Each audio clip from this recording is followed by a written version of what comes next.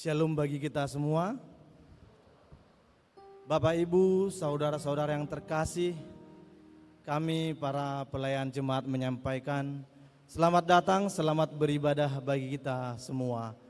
Kiranya di dalam ibadah minggu kita sore ini, yaitu ibadah minggu yang ketiga setelah Epifanias, dengan tema Allah memberikan damai sejahtera, kiranya memberikan sukacita kepada kita, dan marilah nama Tuhan akan semakin kita memuliakan. Dan akhirnya untuk mempersiapkan hati dan jiwa kita memulai ibadah kita, kita saat teduh sejenak.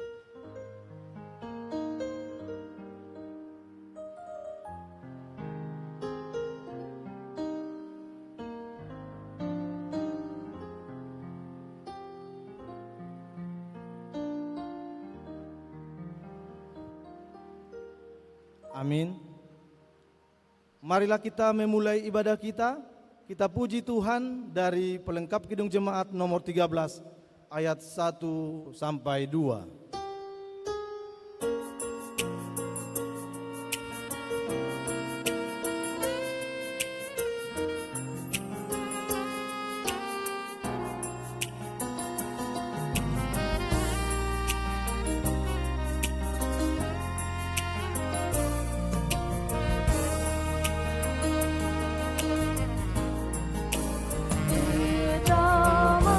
Rumahnya berkumpul menyembah kepadanya.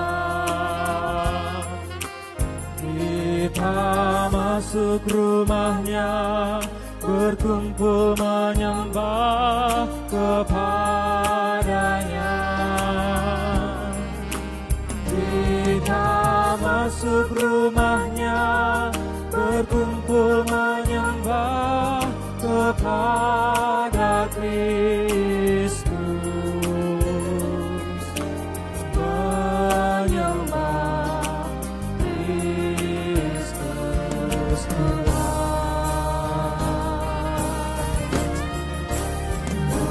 Bukakanlah dirimu, arahkan hatimu kepadanya. Lupakanlah dirimu, arahkan hatimu kepadanya. Lupakanlah dirimu, arahkan hatimu kepada Kristus, menyembah Kristus Tuhan.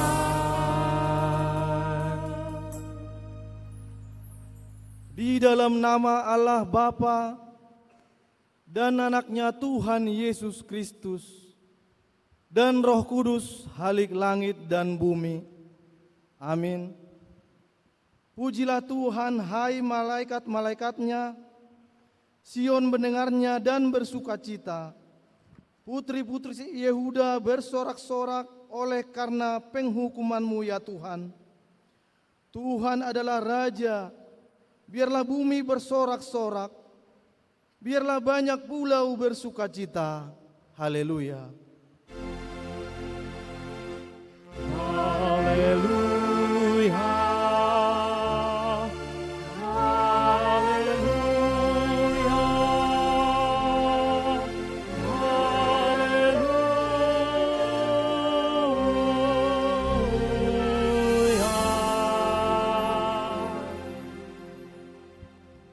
Ya Tuhan Yesus Kristus, Engkaulah terang sejati yang menerangi setiap orang.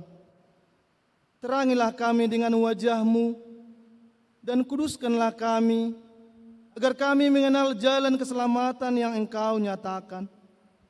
Kuasailah hati kami, agar kami jangan tersesat di jalan yang benar. Ya Tuhan Allah, teguhkanlah hati kami, oleh kuasa Roh Kudus-Mu, kami senantiasa percaya kepada-Mu. Amin. Jemaat dipersilakan duduk kembali.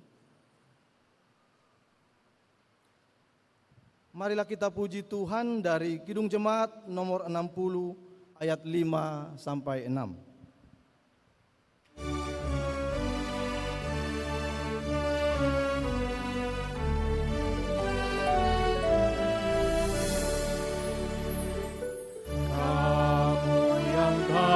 Bergelut, insan pengampun dan lembut. Haleluya, haleluya. Damai menghias hatimu, mahkota surga bagimu. Puji Allah tiap kala.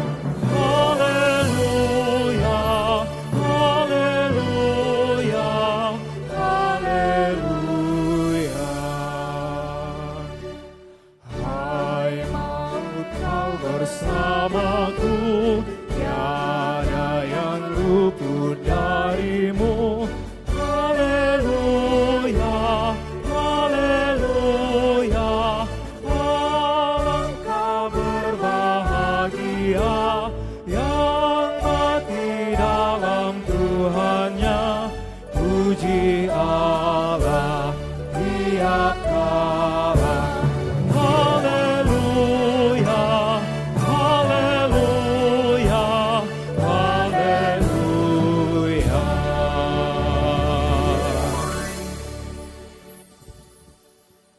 Bapak Ibu, saudara-saudara yang terkasih, marilah kita mendengarkan firman Tuhan sebagai pendahuluan khotbah pada ibadah minggu kita hari ini yang tertulis di dalam kitab Roma pasal 15 ayat yang ke-7 sampai dengan ayat yang ke-13.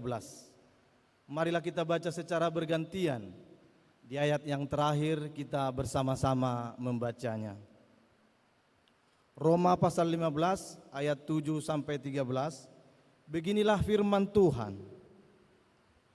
Sebab itu terimalah satu akan yang lain, sama seperti Kristus juga telah menerima kita untuk kemuliaan Allah.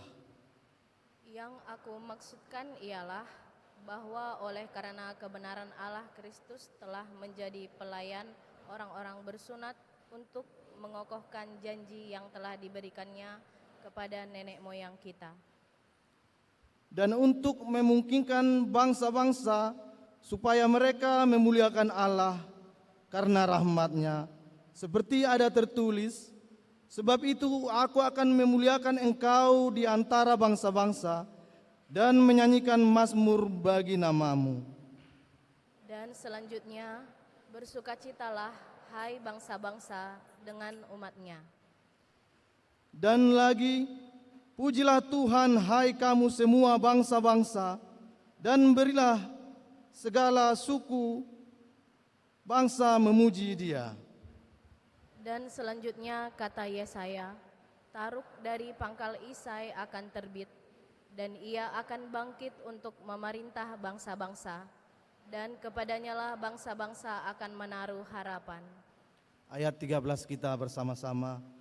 Semoga Allah sumber pengharapan memenuhi kamu dengan segala sukacita dan damai sejahtera dalam iman kamu, supaya oleh kekuatan Roh Kudus kamu berlimpah-limpah dalam pengharapan. Sampai demikian firman Tuhan. Berbahagialah setiap orang yang mendengarkan firman Tuhan, yang menghayati serta mengamalkannya. Amin. Marilah kita kembali memuji Tuhan dari Kidung Jemaat nomor 40 ayat 1, 2, dan 4.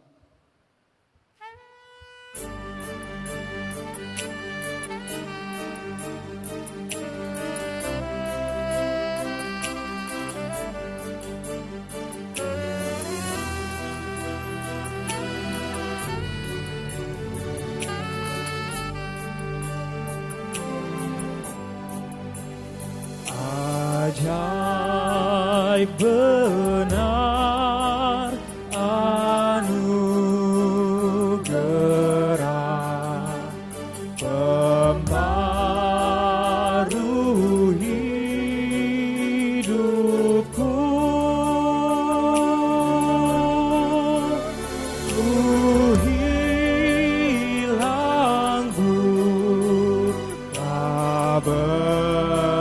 tercela, olehnya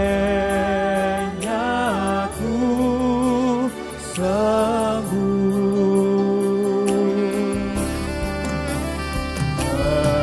Ketika insafku cemas, sekarang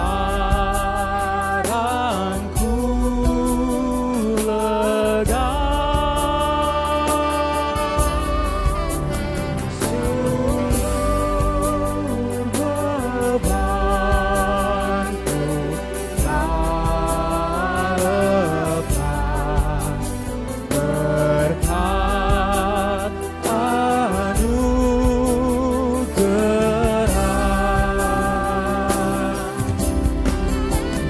Ku dapat janji yang teguh, ku harap sabdanya.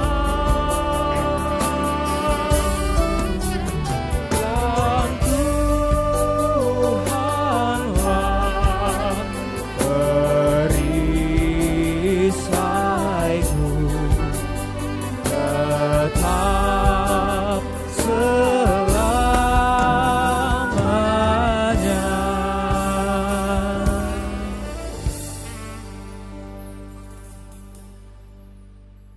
Bapak, Ibu, saudara-saudara yang terkasih, marilah kita sejenak mengingat, merenungkan, dan menyesali segala dosa pelanggaran kita di hadapan Tuhan. Kita sudah banyak melakukan dosa dan tidak layak lagi di hadapan Tuhan. Tapi karena oleh kasih karunia Tuhan, saat ini kita diberi kesempatan. Dengan sikap rendah hati, marilah kita memohon ampun di hadapan Tuhan.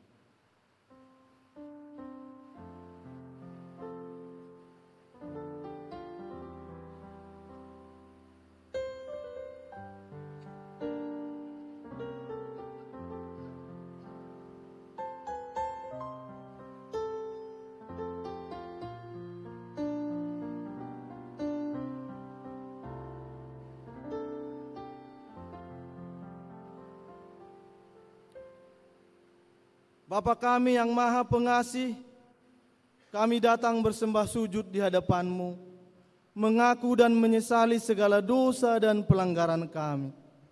Kasihanilah kami, ampunilah segala kejahatan dan dosa yang kami perbuat di hadapan-Mu.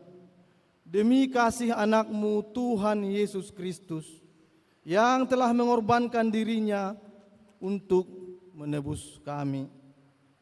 Amin. Janji Tuhan tentang pengampunan dosa. Demikianlah firman Tuhan yang mengasihi engkau. Biarpun gunung-gunung beranjak dan bukit-bukit bergoncang, tetapi kasih setiaku tiada akan beranjak daripadamu, dan perjanjian damaiku tiada akan tergoncang. Segala kemuliaan bagi Allah di tempat yang maha tinggi. Amin.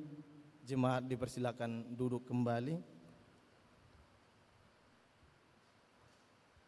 Marilah kita kembali menyanyikan pujian syukur kita dari Kidung Jemaat nomor 36 ayat 2 dan 4.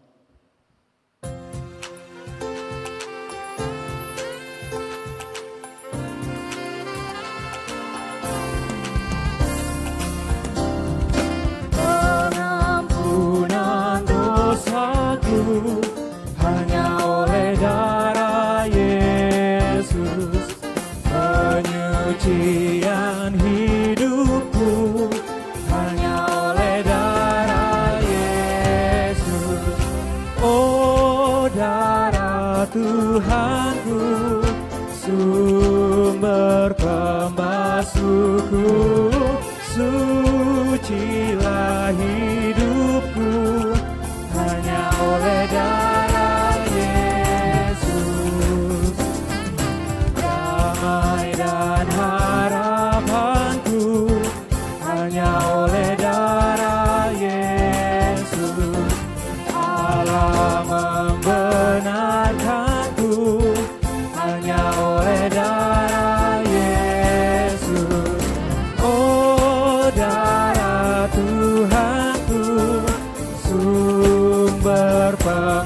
pembasuhku,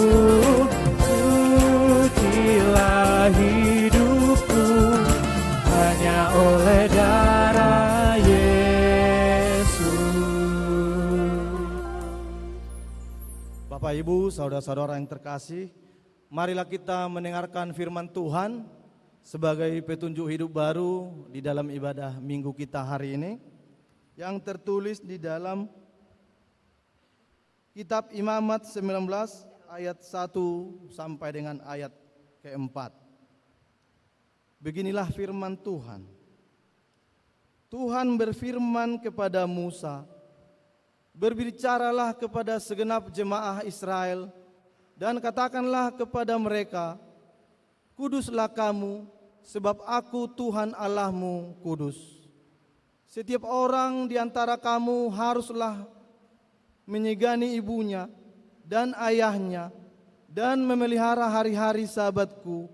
Akulah Tuhan Allahmu. Janganlah kamu berpaling kepada berhala-berhala, dan janganlah kamu membuat bagimu dewa tuangan. Akulah Tuhan Allahmu. Sampai demikian pembacaan firman Tuhan. Marilah kita berdoa memohon kekuatan dari Tuhan. Ya Allah Bapa kami, berilah kami kekuatan untuk melakukan yang sesuai dengan firman-Mu. Amin.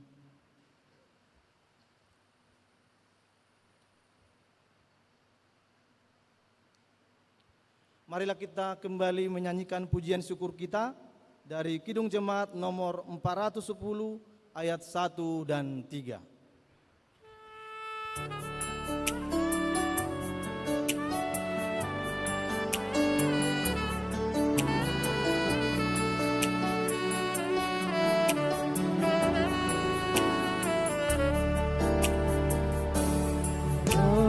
Tenanglah kini hatiku, Tuhan memimpin langkahku di tiap saat dan kerja tetap ku rasa tangannya. Tuhanlah yang membimbingku, tanganku dipegang teguh, hatiku berserah penuh, tanganku dipegang teguh. Aku sesakan hidupku, betapa juga nasibku, sebab Engkau tetap dekat, tanganmu ku pegang erat. Tuhanlah yang membimbingku, tanganku dipegang teguh, hatiku berserah penuh, tanganku dipegang teguh.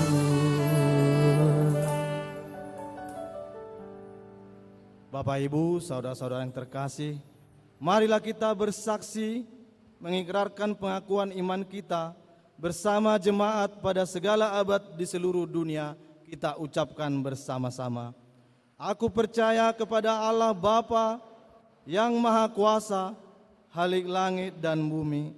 Aku percaya kepada Yesus Kristus, anaknya yang tunggal Tuhan kita, yang dikandung daripada Roh Kudus, lahir dari anak darah Maria, yang menderita di bawah pemerintahan Pontius Pilatus, disalibkan, mati dan dikuburkan, turun ke dalam kerajaan maut, pada hari ketiga bangkit pula dari antara orang mati, naik ke surga, duduk di sebelah kanan Allah Bapa yang Maha Kuasa, dan akan datang dari sana untuk menghakimi orang yang hidup dan yang mati. Aku percaya kepada Roh Kudus, gereja yang kudus dan am, persekutuan orang kudus, pengampunan dosa, kebangkitan daging, dan hidup yang kekal. Amin. Jemaat dipersilakan duduk kembali. Marilah kita mempersiapkan hati dan jiwa kita untuk menerima sabda Allah. Kita puji Tuhan, kita bernyanyi dari Kidung Jemaat nomor 14 ayat 2 sampai 3.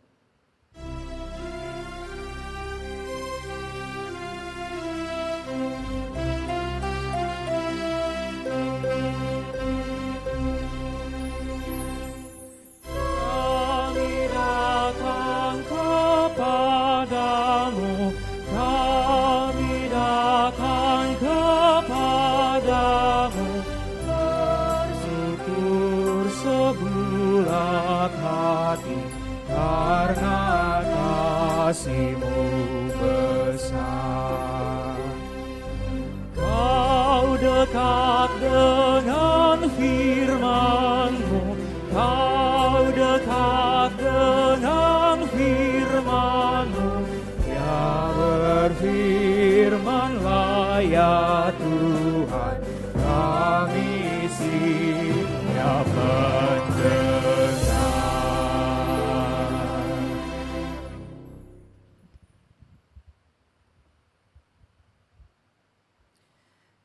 Damai sejahtera Allah yang melampaui segala akal, itulah yang menguasai hati dan pikiranmu di dalam Yesus Kristus Tuhan. Amin. Selamat sore dan selamat hari Minggu bagi kita semua. Ibu Bapak, saudara-saudara, firman Tuhan yang menjadi landasan khotbah bagi kita di minggu hari ini diambil dari kitab Hagai pasal yang kedua ayat 1b hingga ayat yang ke-10. Hagai pasal yang kedua ayat 1b hingga ayat yang ke-10 saya akan bacakan bagi kita dari Alkitab Lembaga Alkitab Indonesia edisi yang kedua. Pada tahun kedua pemerintahan Raja Darius, dalam bulan ke-7, tanggal 21 bulan itu, datanglah firman Tuhan dengan perantaraan Nabi Hagai, bunyinya, katakanlah kepada Zerubabel bin Shealtiel, kepala daerah Yehuda, dan kepada imam besar Yosua bin Yozadak, dan kepada orang-orang yang tersisa dari bangsa itu. Siapakah di antara kamu yang melihat bait ini dalam kemegahannya yang semula? Bagaimanakah kamu melihat keadaannya sekarang? Bukankah yang ini seperti tidak ada apa-apanya di matamu? Sekarang kuatkanlah hatimu, hai Zerubabel. Demikian firman Tuhan. Kuatkanlah hatimu, hai imam besar Yosua bin Yozadak. Kuatkanlah hatimu, hai segala rakyat negeri. Demikianlah firman Tuhan. Bekerjalah, sebab aku menyertai kamu. Demikian firman Tuhan semesta alam. Itulah janji yang telah kuikat dengan kamu ketika kamu keluar dari Mesir. Rohku akan tetap tinggal di tengah-tengahmu. Janganlah takut. Sebab beginilah firman Tuhan semesta alam. Sesaat lagi aku akan mengguncangkan langit dan bumi, laut dan darat.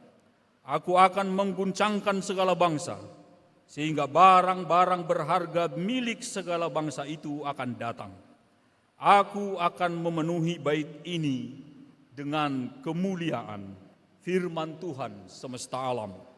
Milikkulah perak dan milikkulah emas, Demikianlah firman Tuhan semesta alam. Kemegahan bait yang sekarang ini akan melebihi kemegahannya yang semula. Firman Tuhan semesta alam. Di tempat ini aku akan memberi damai sejahtera. Demikianlah firman Tuhan semesta alam. Sampai sedemikian jauh teks firman Tuhan bagi kita. Ibu Bapak yang dikasihi oleh Tuhan, kita sering mendengar ya motivasi atau namanya ini ya semacam ungkapan motivasi, dan menurut saya cukup populer ini, di mana-mana orang menyebutkannya dan mungkin juga kita ikut menyebutkan ini ya. Apa itu? Hasil tidak akan mengkhianati usaha. Itu biasa didengar ya. Biasa diucapkan juga. Hasil tidak akan mengkhianati usaha. Pepatah Arab juga ada itu. Di sana disebut manjadda wajadda. Siapa yang bersungguh-sungguh akan berhasil. Kita aminkannya itu? Amin? Amin lah ya, mudah-mudahan lah ya. Intinya kita sudah dibangun dengan mindset seperti itu kira-kira. Mindset yang terbangun di dalam pikiran kita adalah bahwa kesungguhan, kerja keras, dan ketekunan pasti akan membuahkan hasil yang sepadan. Proses yang dijalani secara maksimal akan membuahkan hasil yang maksimal pula. Tapi bagaimana sekiranya kenyataannya justru sebaliknya? Bagaimana jika kenyataannya tidak seperti itu?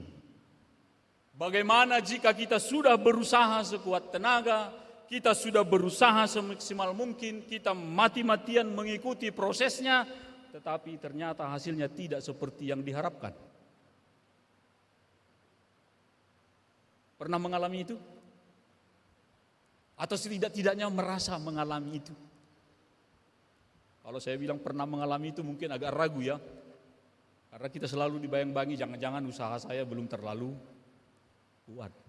Tetapi merasa bahwa kita sudah berusaha maksimal, tetapi hasilnya tidak seperti yang diharapkan, adalah ya? Ada?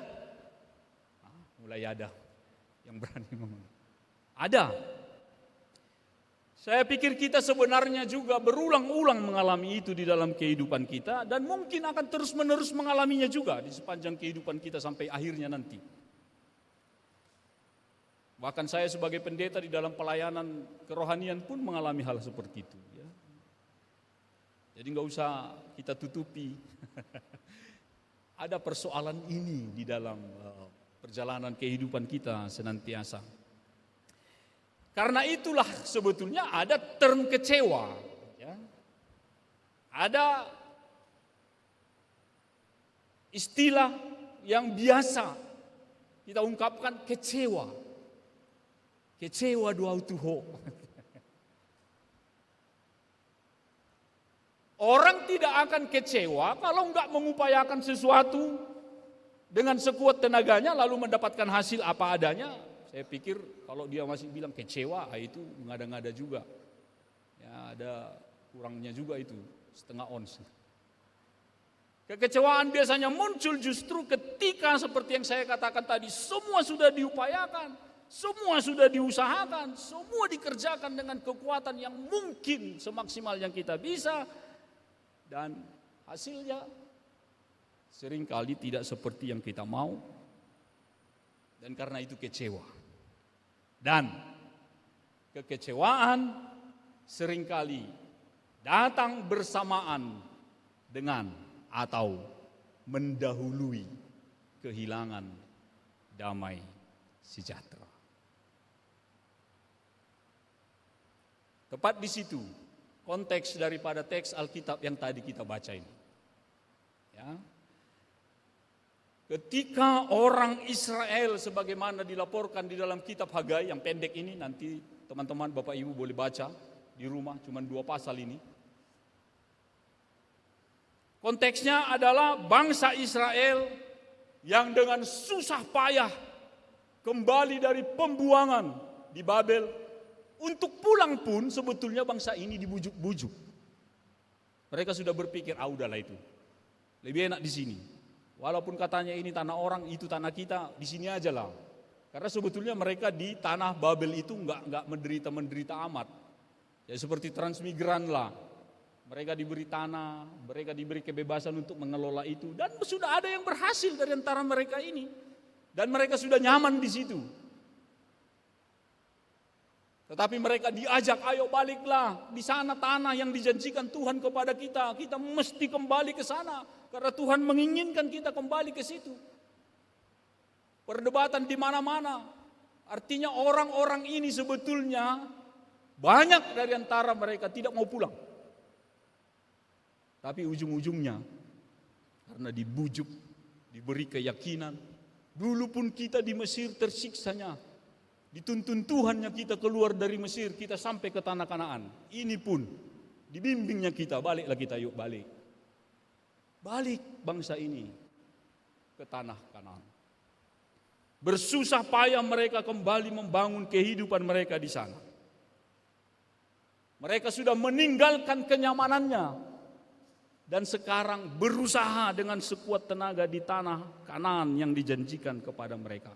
Mati-matian membangun kembali kehidupan mereka di sana.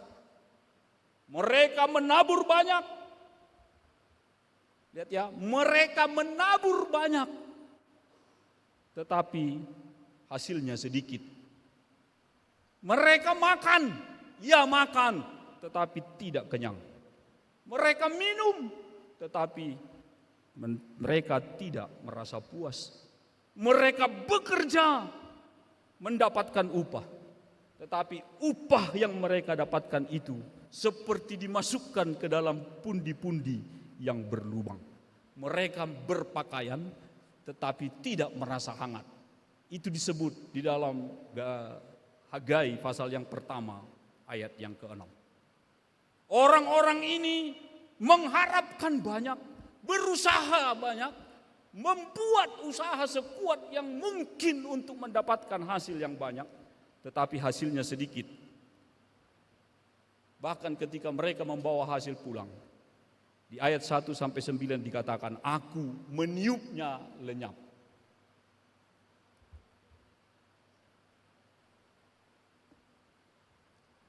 Apakah kira-kira ada kita yang sedang dalam kondisi seperti ini?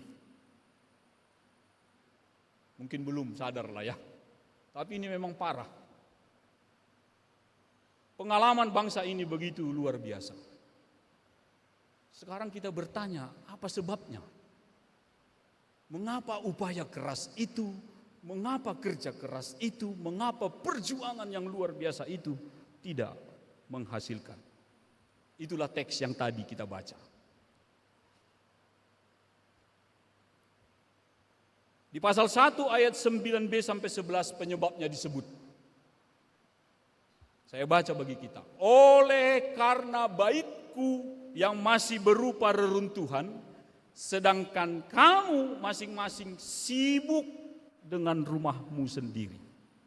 Itulah sebabnya langit menahan embunnya dan bumi menahan hasilnya. Aku memanggil kekeringan datang ke atas negeri, ke atas gunung-gunung, ke atas gandum, ke atas anggur, ke atas minyak, ke atas segala yang dihasilkan tanah, ke atas manusia dan hewan, serta ke atas segala upaya tanganmu.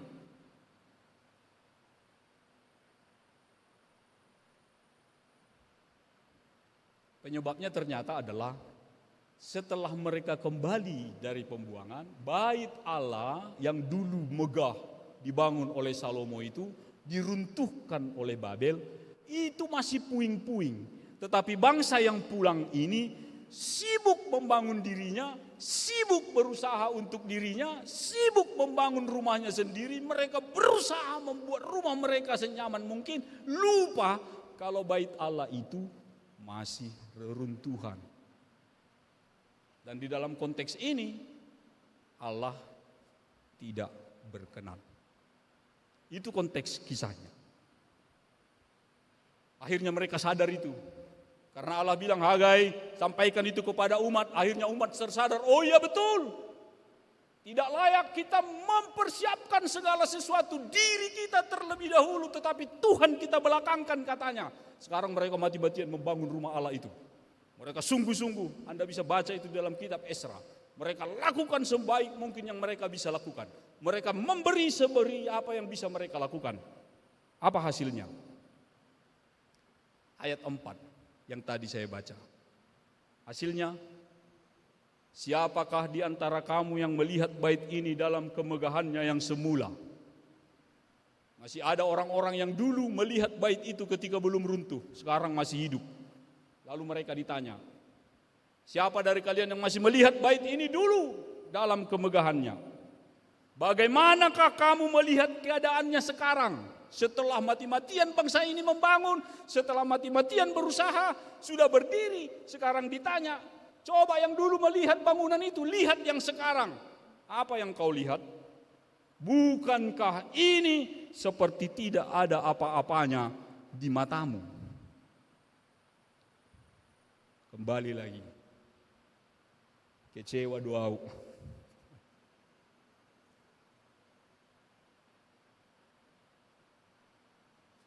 Karena ternyata tidak mendapat apresiasi seperti itu. Seperti yang mereka harapkan. Bahkan dari Allah yang untuknya bait itu dibangun. Ibu bapak,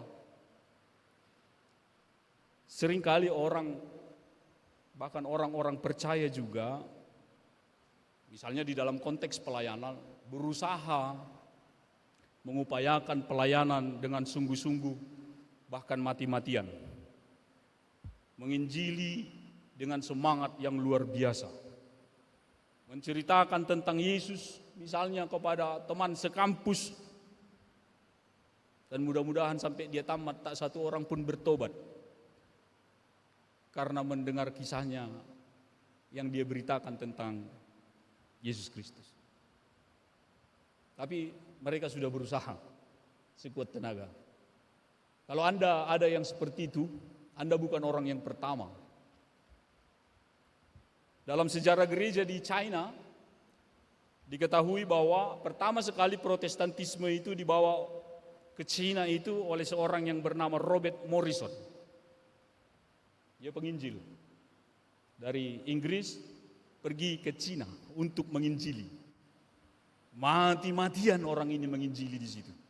Bahkan Alkitab yang berbahasa Mandarin itu adalah buah karya Robert Morrison. 27 tahun Robert Morrison bekerja mati-matian untuk pelayanan Injil di Cina. Hasilnya satu orang. Itu pun dia nggak yakin apakah orang ini betul-betul percaya Tuhan atau hanya mau menyenangkan hati Robert Morrison. Ketika dia pertama kali mendarat di Cina, memang ada orang bertanya kepadanya, yakin yang kau nanti kau bisa memberi dampak, pelayananmu itu akan memberi dampak kepada Cina ini? Robert Morrison memang sudah jawab, enggak yakin, tapi Tuhan akan. Ya sebetulnya enggak pala jauh-jauh kali juga ya. Yesus Kristus pun berapa tahun melayani? Hitunglah semua hidupnya itu adalah pelayanan. Sekitar 33 tahun kurang lebih. Berapa muridnya? Yang tercatat sering disebut murid 12. Satu orang berkhianat ditambal kemudian tetap 12. Lalu ada banyak yang lain-lain di luar sana yang tidak disebut. Terutama lebih banyak sebetulnya perempuan-perempuan. Tapi tidak disebut Alkitab. Tetapi dampak kemudian dari pekerjaan Yesus adalah ya ini yang kita lihat sekarang di seluruh belahan bumi. Dan dampak pekerjaan Robert Morrison pun bukan ketika dia melayani di situ. Kemudian sekarang ini, ya, kekristenan begitu pun cukup berkembang di Cina hingga pada saat ini. Tetapi ketika kita berusaha keras ini yang jadi soal. Ketika kita mengupayakan sesuatu dengan sungguh-sungguh, hasilnya so saja, itu sering menjadi masalah. Dan karena itulah kita menjadi kecewa. Dan masuk akal enggak ya? Bisa diterima akal enggak kalau kita sudah berusaha, Anda sudah berusaha keras tapi hasilnya begitu-begitu saja lalu Anda menjadi kecewa? Bisa dimengerti itu? Saya pikir bisa. Akal kita bisa memahami itu. Tetapi itu masuk akalnya kita. Apa yang masuk akal kita belum tentu sama dengan masuk akalnya Allah. Kekecewaan bisa membuat kita berhenti bahkan mundur. Ya, karena merasa sudah berjuang dan berusaha mati-matian, waktunya untuk menyerah, give up. Dan jalani saja ini apa adanya. Dan keputusan seperti itu pun bagi kita bisa diterima dengan akal, masuk akal. Tetapi apa kata Allah? Di ayat yang kelima tadi dikatakan, kuatkanlah hatimu. Kata Allah. Teman-teman, ada enggak dari kita yang pernah mengatakan ini kepada kawan kita yang sudah desperate? Atau teman kita yang sudah nampak loyo? Atau kepada teman kita yang sudah kecewa? Ada kekecewaan lalu kita datang kepadanya. Sabar ya, yang kuat ya. Ada? Ada? Adalah. Bisanya ku dengar hatimu dari sini. Walaupun hanya dijawab dengan senyum. Karena kita orang percaya, cepatnya gitu biasanya kita menguatkan kawan kita kan, menghiburnya. Udah, kuatkanlah hatimu. Tapi setelah bilang begitu, kita pergi. Gitu ya. Kita berharap hanya bilang kuatkanlah hatimu, orang ini jadi kuat. Saya ceritakan saja dulu ada teman saya begitu. Udah nangis dia di depan kami, karena kami tidak terlalu care dengan kawan ini, ya pokoknya terucap juga. Udahlah sabarlah, kuatkanlah hatimu ya. Karena kami dulu hidup di asrama. Sabarlah kau, kuatkanlah hatimu. Lalu pergi makan siang. Kami pulang makan siang, kawan kami itu sudah berbusa. Karena dia minum racun. Kuatkanlah hatimu. Lalu kami pergi. Itu kalau kita. Lalu Allah juga bilang, bekerjalah. Di ayat yang kelima itu. Kita pun bilang gitu kepada kawan-kawan kita yang masih gagal. Udah capek kali pun aku, gak berhasil pun ini, gini-gini aja. Udahlah, mungkin usahamu yang kurang kuat. Terus berusaha, jayo, semangat, bekerjalah. Lalu kita pergi. Berharap orang ini dengan perkataan itu tiba-tiba berubah lagi menjadi pekerja keras sampai kena lever. Tetapi apa yang dikatakan di dalam firman Tuhan di sini berbeda. Ketika Allah mengatakan ini kepada umat Israel yang dilanda kekecewaan itu, dia bilang, kuatkan hatimu, bekerjalah. Dia enggak pergi. Itu yang menyenangkan, itu yang menggembirakan lewat berita firman Tuhan pada sore hari ini.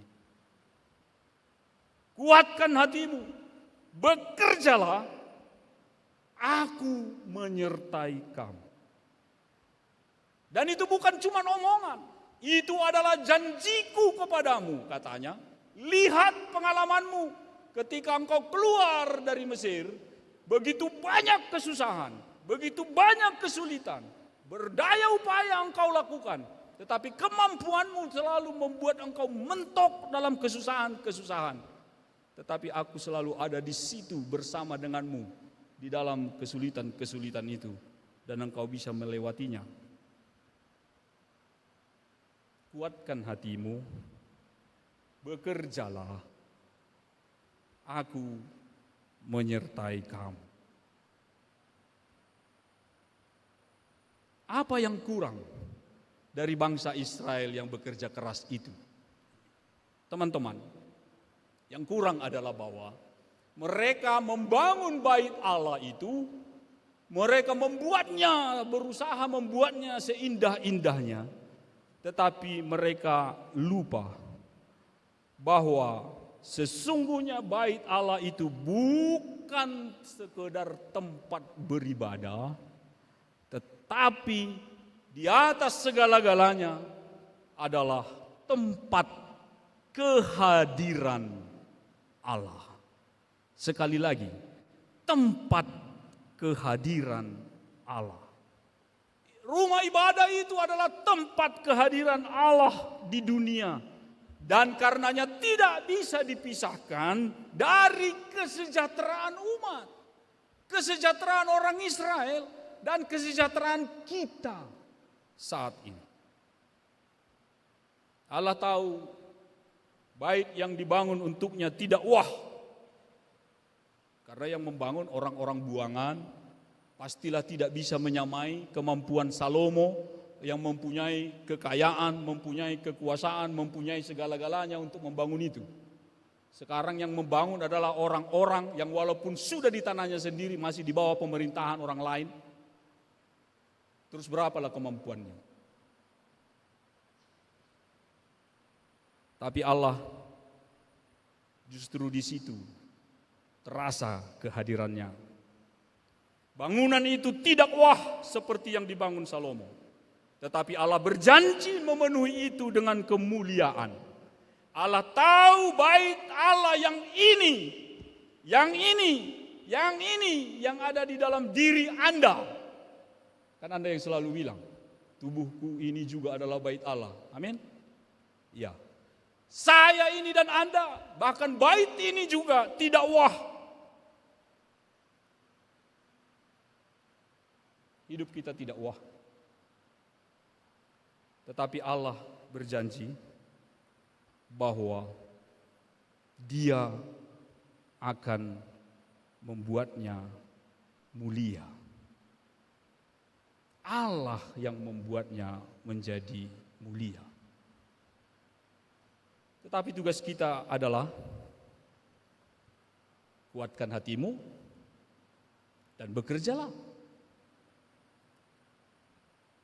Sampai di sini saya ingin membawa ada satu doa di dalam kitab Amsal itu, pasal 30 ayat 8 sampai 9. Nanti bacalah ya. Saya terjemahkan secara bebas kira-kira begini doa itu. Tuhan, jangan bikin aku kaya kali. Nanti lupa aku sama kau. Tapi janganlah pula miskin kali Tuhan. Nanti malu kau. Amsal 30 ayat 8 sampai 9 nanti Anda baca. Tuhan jangan bikin aku sukses sekali.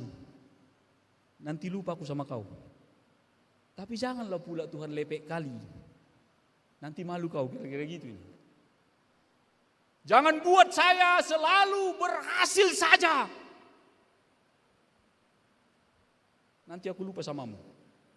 Tapi janganlah pula Tuhan kegagalan terus. Nanti malu kau Tuhan. Maka persoalan di sini ibu bapak saudara-saudaraku yang kekasih adalah bukan soal Anda berhasil atau tidak. Bukan soal Anda kaya atau tidak. Bukan soal Anda sukses atau tidak. Tetapi apakah di situ Allah ada atau tidak. Itu soalnya. Jikapun karena upaya keras kita keberhasilan datang. Sadarilah bahwa kemuliaannya tidak semata karena kerja keras kita, tetapi karena Tuhan memuliakan kita di situ. Tetapi jikapun belum berhasil, jangan karena ketidakberhasilan itu, jangan karena kegagalan itu, jangan karena kemiskinan kalau itu pun kemiskinan, kita mempermalukan Allah.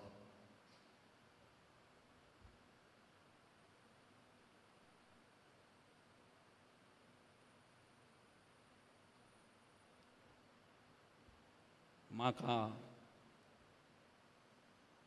di dalam semua proses kehidupan kita ini mestinya ada tempat yang tersisa di mana Allah hadir di situ. Jika tidak, memang kekecewaan akan terus-menerus menguasai kita. Tetapi jika kita menyadari ini dengan sepenuhnya dan memberi tempat bagi Allah di semua proses-proses kehidupan kita ini, maka di tempat ini aku akan memberi damai sejahtera. Demikianlah firman Tuhan semesta alam yang mengakhiri teks kita pada hari ini dan juga mengakhiri renungan kita pada sore hari ini. Kiranya Tuhan memberkati. Mari kita berdoa. Tuhan, terima kasih Engkau sudah mengingatkan kami hamba-hamba-Mu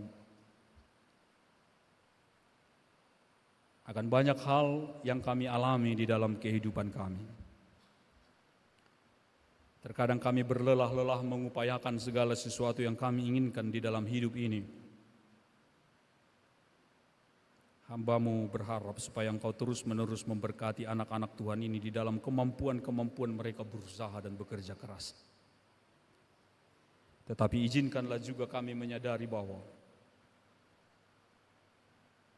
hanya Allah yang bisa memberi tempat bagi kebahagiaan dan damai sejahtera. Dan pada saat yang sama mengusir kekecewaan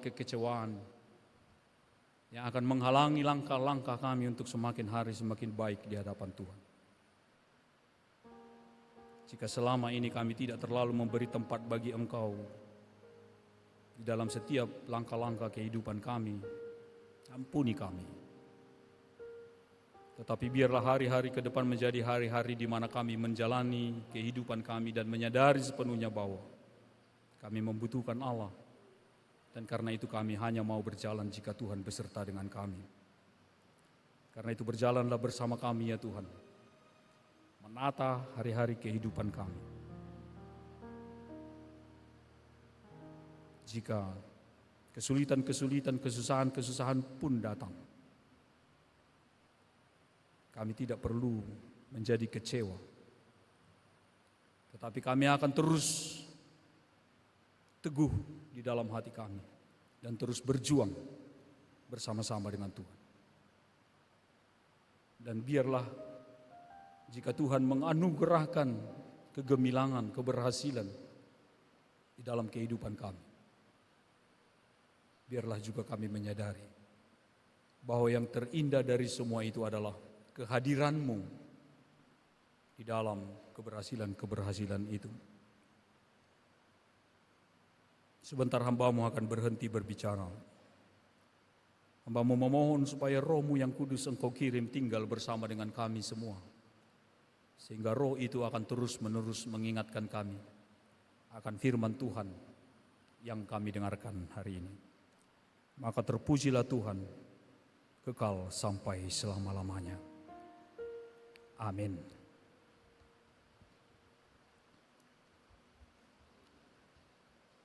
Kita bernyanyi, bagi Tuhan tak ada yang mustahil.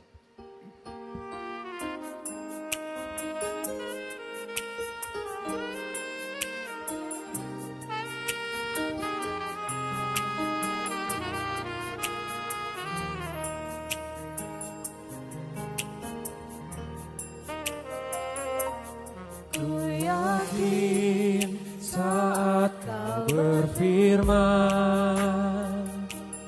ku menang saat Kau bertindak.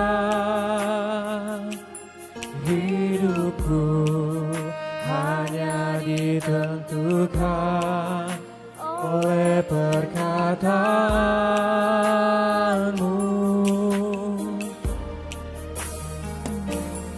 Ku aman karena Kau menjaga. Ku kuat karena Kau menopang. Hidupku hanya ditentukan oleh kuasa-Mu.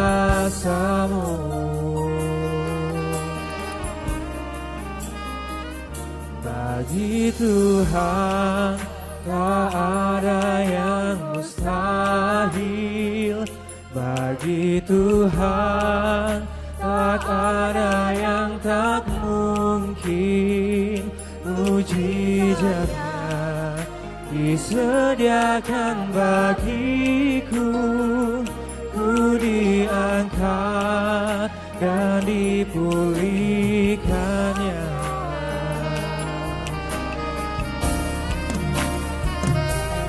Ku yakin saat Kau berfirman, ku menang saat Kau bertindak.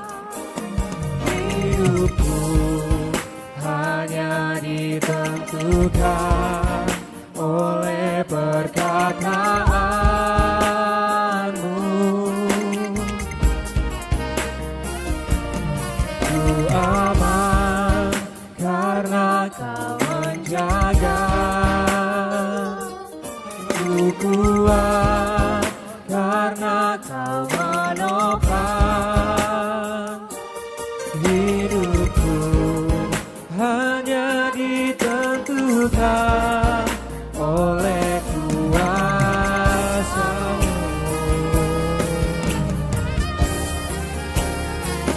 Bagi Tuhan tak ada yang mustahil. Bagi Tuhan tak ada yang tak mungkin. Mujizatnya disediakan bagiku, ku diangkat dan dipulihkannya.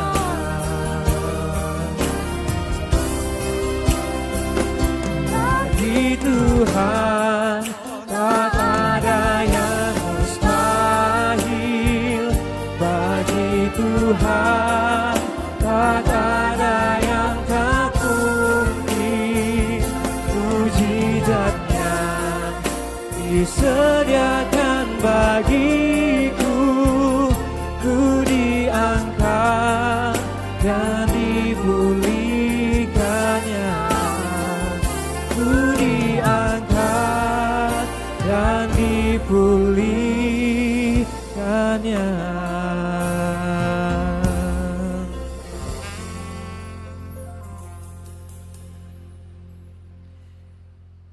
Mengantar kita memberi kurban persembahan syukur, marilah kita mendengar firman Tuhan yang tertulis di dalam 1 Tawarikh pasal 29 ayat yang ke-17.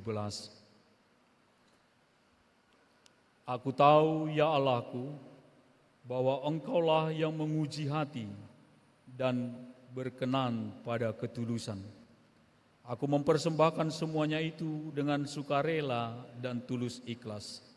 Sekarang umat-Mu yang hadir di sini telah kulihat memberikan persembahan kepadamu dengan sukarela dan sukacita. Amin.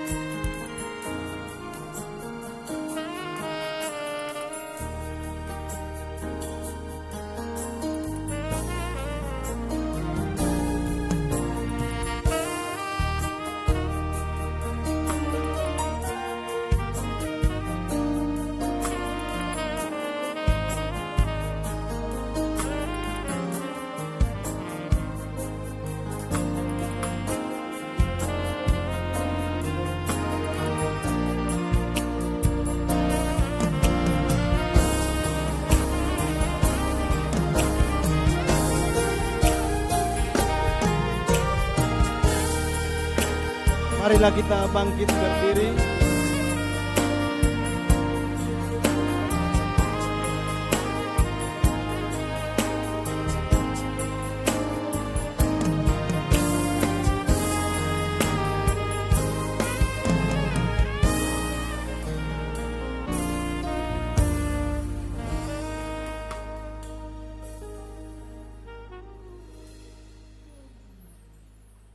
Marilah kita berdoa. Ya Allah, Bapa kami yang di surga, kami mengaku dengan setulus hati Engkaulah sumber segala berkat dan karunia. Di sini kami memberikan persembahan syukur kami kepadamu. Terimalah persembahan umat-Mu dan berkatilah menjadi alat kesaksian, persekutuan dan pelayanan jemaat-Mu ini. Jadikanlah hidup kami persembahan yang berkenan kepadamu. Dan pakailah hidup kami untuk turut menghadirkan tanda-tanda kerajaan-Mu di seluruh dunia ini. Kasih, keadilan, dan damai sejahtera serta sukacita. Bukalah hati kami oleh Roh Kudus-Mu, agar kami senantiasa mengucapkan syukur kepadamu di dalam nama Yesus Kristus, Tuhan kami. Amin. Beri persembahan pada Tuhanku, sambil puji Yesus, Juru Selamatku. Mari kawan-kawan, rela hatilah, bawa persembahan, datanglah segera. Bapa kami yang di surga, dikuduskanlah namamu, datanglah kerajaan-Mu, jadilah kehendak-Mu di bumi seperti di surga. Berikanlah kami pada hari ini makanan kami yang secukupnya, dan ampunilah kami akan kesalahan kami, seperti kami juga mengampuni orang yang bersalah kepada kami. Dan janganlah membawa kami ke dalam pencobaan, tetapi lepaskanlah kami dari yang jahat. Karena Engkau punya kerajaan dan kekuasaan dan kemuliaan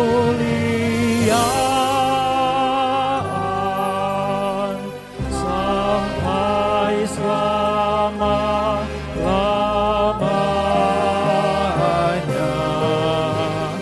Amin.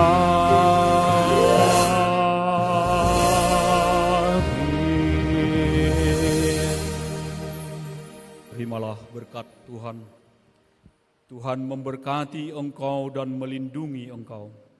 Tuhan menyinari engkau dengan wajah-Nya dan memberi engkau kasih karunia. Tuhan menghadapkan wajah-Nya kepadamu dan memberi engkau damai sejahtera. Amin.